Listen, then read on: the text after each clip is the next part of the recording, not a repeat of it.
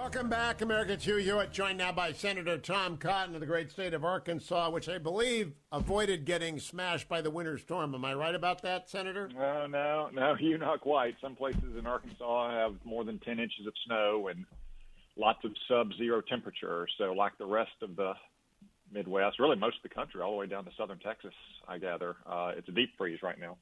You know what we call that in Ohio, Senator? We call that April. So I'm just surprised.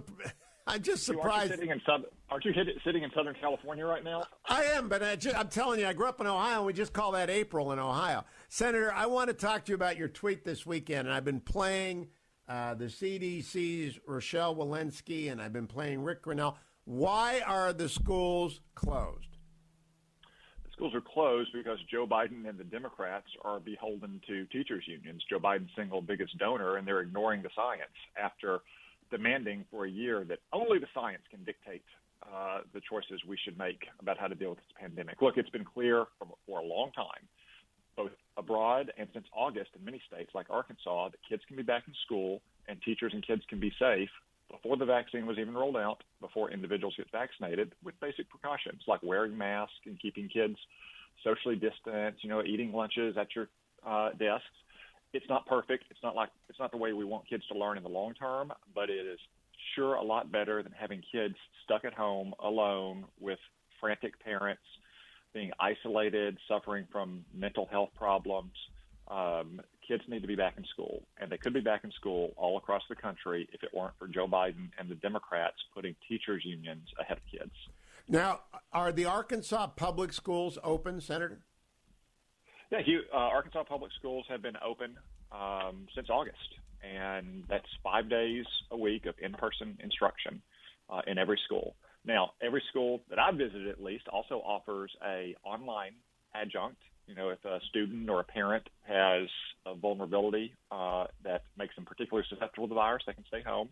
Some schools have on occasion shifted for a few days to a remote learning only model if they've had, say, teachers or staff usually have to quarantine because of potential exposure. I'm not aware of any single mass event where you've had widespread numbers of cases related to public schools in Arkansas, or for that matter, across the country. I think if you did have that, it would be on CNN every hour on the hour.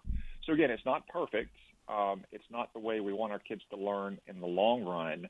But if you look at the setbacks that so many kids are having in terms of their intellectual and social development, if the mental health challenges that kids have, the strain it puts on working parents to have to find child care arrangements for their kids, there's no question that schools across the country can be open 5 days a week for in-person learning, as they have been in Arkansas and so many other states since August. But Joe Biden and the Democrats don't want to do it. So my question, Senator, why are the public employee unions in Arkansas cooperating? I assume that you have teachers unions in Arkansas and not in California. What's the difference there? Well, I think in certain states like California or New York, their public employee unions are just much stronger, and they've been rewarded with ever greater pay and benefits and political power by the politicians on whom they shower their campaign contributions. In Arkansas, as in so many other states, that's just not the case. We do have some teachers unions, not that many, frankly, but we have some.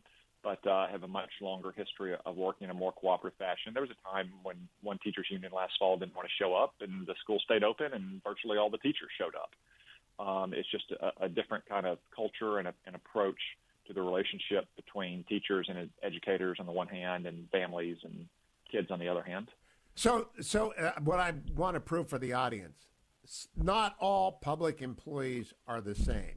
There are some teachers unions that are responsible, as in Arkansas, and or at least not powerful enough to stop the government from bringing them back to work.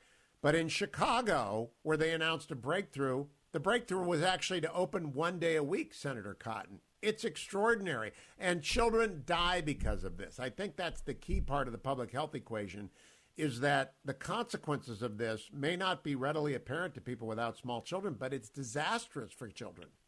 Yeah, again, Hugh, the putting aside the intellectual academic development of these kids, stuff that they'll never get back. Like, you can't turn back the clock. They've missed now a year in school. We can only stop that harm. The mental health implications of this, and because you see so many stories of kids suffering from depression or anxiety, or tragically kids committing suicide because of the loneliness and despair that they face. I mean, it is just appalling what these Democratic politicians across the country, up to and including Joe Biden, are doing to kids to protect one of their great political patrons. And Joe Biden, remember, he attacked Donald Trump throughout the campaign for not listening to science, not listening to experts. I mean, he basically forced his CDC director to go out and have a public show trial to confess error and accommodate his largest donors. When she had said, frankly, what we all know, what we've seen through our own experience in places like Arkansas, kids can be back in school 5 days a week in person. They should be back in school. They should be. Senator Cotton, thank you for joining me. That is absolutely one of the clearest distinctions between Republican and Democrat right now. Republicans want the schools open. Big donor Democrats, the school unions, public employee unions do not. It's that simple. Thank you, Senator Cotton. Thank you for listening.